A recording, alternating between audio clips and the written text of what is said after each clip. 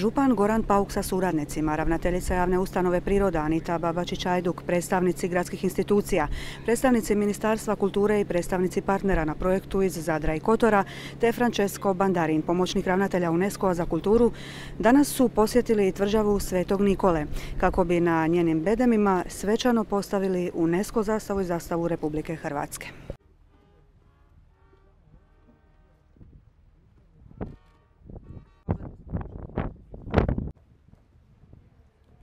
Jedan šlag na kraju godine koji ovaj grad i ova županija zaslužuju, a i zaslužili su samo prijegornim radom, rekao bi, sa svim faktorima, prvenstveno sa djelatnicima Ministarstva kulture, konzervatorima, na evaluacije cijelog ovog postupka pripreme dokumentacije, temeljem koje smo u Krakovu u 7. mjesecu dobili UNESCO-vu markicu. I evo, vjerovali smo od starta u ovaj projekt, ulagali sve što smo trebali vezano za pripremu te dokumentacije i ponavljam, uz samopregoran rad svih djelatnika Ministarstva kulture koji su vezani za ovu priču i nas na terenu, javne ustanove Priroda i ravnateljice Anite Babačić-Ajduk, nas u županijskoj administraciji.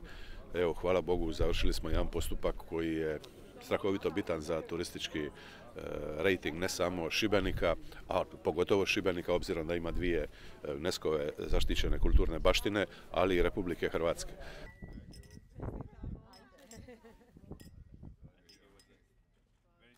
Odmah nakon iskrcavanja na tvrđavu, koordinator za upis tvrđave Svetog Nikole na UNESCO sve prisutne je upoznao s poviješću tvrđave, razlogom njenog nastanka i strateškoj važnosti. Dakle, ona je u mediteranskom prostoru jedna od najvažnijih pomorskih utvrda.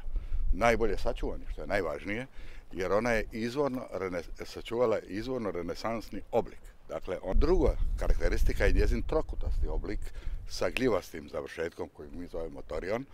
Treće, ona je arhitektura, dakle ona ima i svoje 3 etaže. I ono konačno, radi čega se posebno spominje u literaturi, to je njezina kliješta, koja su zapravo jedna od prvih pojava u Europi. Jer svojom pojavom ona je odvraćala protivnike koji su, vidjeći je ovako kako je monumentalnu, naprosto okrenuli brod i otišli.